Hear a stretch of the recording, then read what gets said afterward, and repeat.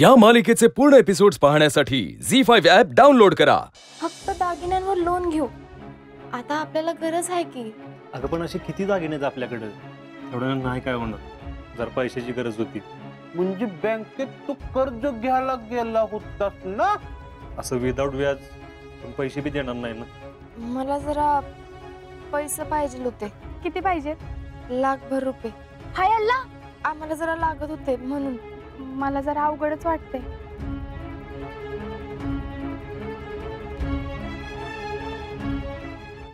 मुझे बड़े अफसोस के साथ कहना पड़ रहा है कि अब तुम सिपाही अजिंक्य शिंदे नहीं रहे।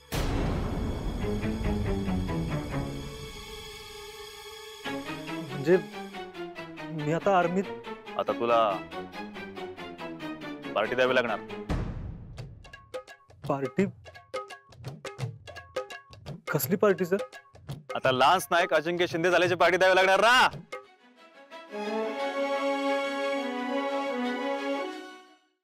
एवढं सकाळ सकाळ कोणाचं डबा भरायला लागलीस? ते आम्ही पुण्याला चाललोय। पुण्याला चालल्यात फिरायला? अहो, आर्मी हॉस्पिटल मध्ये चाललोय। आज यांची फिटनेस टेस्ट आहे। Fitness test? आज कळल हात बरा झालाय का नाही ते। महाराज, तुमच्या या मावळ्यासाठी आजचा दिवस लई महत्वाचा आहे। महाराज, काय बी करून आजच्या फिटनेस टेस्ट मध्ये मला क्लिअरन्स मिळू दे म्हणजे झालं।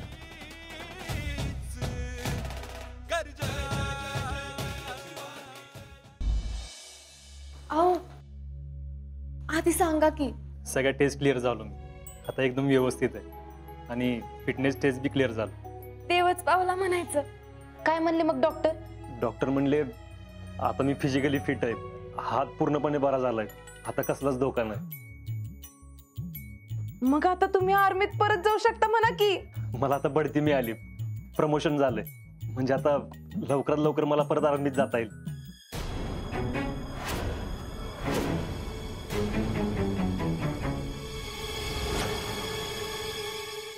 अजिंक्यांना लोन मंजूर झाले। कसलं लोन? आपले फौजी हे घर सोडून सातारा राहायला जाणार आहे।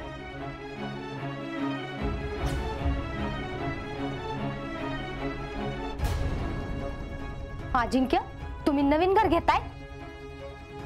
नवीन घराची आपल्याला नाही, शीतलच्या घरच्यांनाच गरज आहे। त्यांचं स्वतःच घर कुठे राहिलंय आता?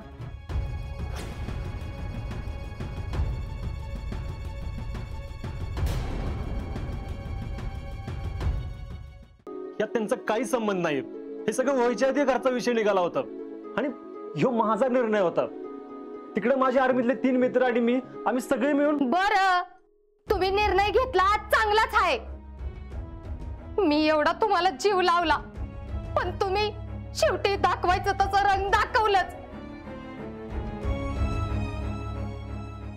मी आपली कावळीन निघाली, कावळीन।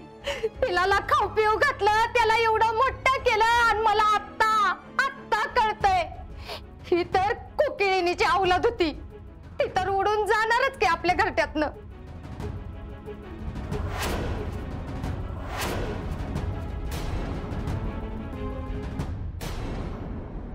अगं पुष्पे, कुठला विषय कुठे घेऊन चाललीस तू? काय पण कसं बोलतीस? अहो, माझा जीव तुटतोय ती का दिसत नाही तुम्हाला? हो, तुम्हाला नवीन घरच घ्यायचं होतं तर हाय हेच घर मोठं बांधायचं होतं, तसं बी चाललंच असतं की। हो, तुमचंच घर हाय ही एकट्याचं, आम्ही तरी कुठं जास्त दिवस इथं राहणार आहे तेव्हा। मग आमच्या माघारी मम्मी पप्पा जीजी यांची जबाबदारी तुमचीच आहे ना।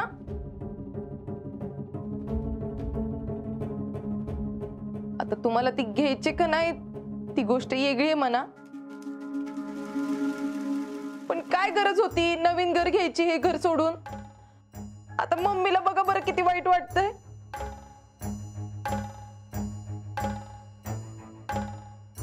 मामी सॉरी, खरंच सॉरी।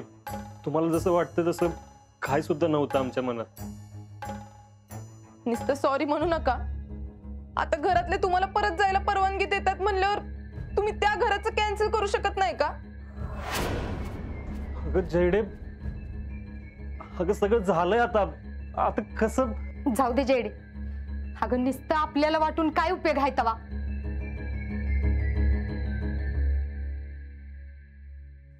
पण अजिंक्य ही एक ध्यानात ठेवा, तुम्हाला जर ती घर घ्यायचं असेल तर आत्ताच्या आत्ता माझ्या ह्या घरातनं चालतं व्हायचं.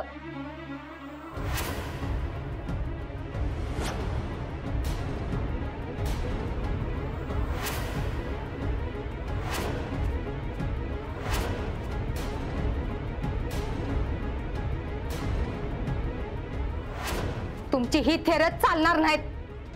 सगळं आम्हीच खपून घ्यायचं बाय. पुष्पे, आता तुम्ही गप्प बसा. कायम ह्या दोघांना पाठीशी घालत आलाय तुम्ही, त्याची काय फळ मिळालंय बघितलं ना. मी काय म्हणते ते ऐकू आलंय का नाही. आत्ताच्या आत्ता चालतं व्हायचं. माफ करा मला, तुम्हाला जसं बोललो तसं तिला तिच्या हक्काचं काहीच देऊ शकलो नाही. मी द्यायचा प्रयत्न केला पण त्याचे परिणाम एवढे भयंकर होतील असं वाटलंच नव्हतं मला. नाना, मी तुम्हाला एवढी खात्री नक्की देतो, तिचं भविष्य सुरक्षित व्हावं ना, मी काय ना काहीतरी करीन आणि लवकरच करीन.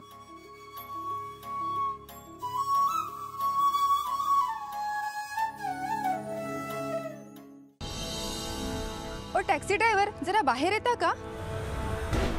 शनाया, तुझे मिस्टर टॅक्सी चालवतात? Go girls. No, don't leave me. यार, why did you lie to me? खोटं का बोललास तू? यार, तू टॅक्सी चालवतोस? मी नाही राहू शकत तुझ्या बरोबर. You are such a big cheat and a liar. Shanaya please, तू शनाया तू प्लीज यार, मला एकदम ती जा म्हणाली ना. एक मिनिट, जस्ट गेट आउट. तुम्ही मला just get out. Get out. थांब. ती दुसरी बायको शनाया पेटाड. तू टॅक्सी चालवते ना म्हणून गेली तुला सोडून. आई काही सोडून बिडून गेलेली नाही, कळलं ना. शनाया फक्त चिडलीये माझ्यावर, ओके. आणि येणार आहे ती, परत येणार आहे. मला विश्वास आहे शनायावर. अण्णांच्या हट्टापायी माधवा घर सोडू लागला आणि आता ह्यांच्या हट्टासाठी मी लगीन करायचं. हे गडी असं या घरातलं आणि बायको गौऱ्या थापणारी. सांगा अण्णांका, गड्यांची कोण वरात काढत नाही, त्यांना राबवतात. मी नाही काढू देणार. बाबा काय म्हणत होतस? काय म्हणत होतस? सोडा ते का, सोडा. गपराव, एक हातून निसटलो, यो पण पावलावर पाऊल ठेवणार असत तर जीवानिशीच आहेत. काय सांगत होतास? वरात नको? अरे अण्णा नायकाची इज्जत तुझ्या जीवापेक्षा मोठी हाय. कोण असस तू? गडी म्हणवतस ना. मग हे गड्यांनी फक्त ऐकायचं, कळलं?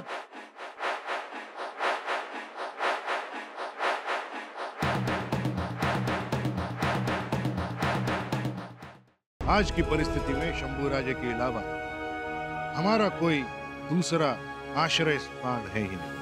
लेकिन आप एक बात भूल रहे हैं. वो कौन सी बात है शहजादे?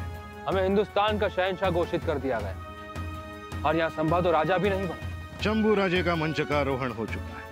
अब किसी भी वक्त उनकी ताजपोशी हो सकती है. राज्याभिषेकाची जरूरत आपल्यापेक्षा स्वराज्याला जास्त आहे. बघू कशात बघायचं ते बघा, पण मला विचाराल तर राज्याभिषेकाच्या दर्पणात बघा.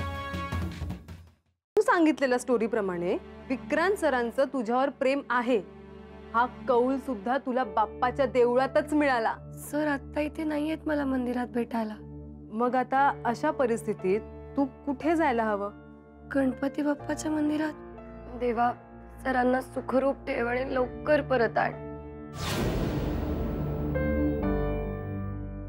ईशा, सर आम्ही आता बाहेर जातो. हा, आम्ही गेलो की तू समजा साहित्य घेऊन देवळाच्या पाठी ये. आणि तो पप्प्या तिकडे समधी माणसं गोळा करून बसला असेल. आम्ही निघतो पुढे. तुला जेवढं सांगितलंय तेवढं कर. सकाळच्याला वाचल्या, आता नाही वाचल्या. तुम्ही वाटायला आणलेलं सगळं सामान माझ्याकडे. हो वहिनी, त्याला रानाला जाऊन सांगूया सगळं. त्याशिवाय सुधारायची नाही.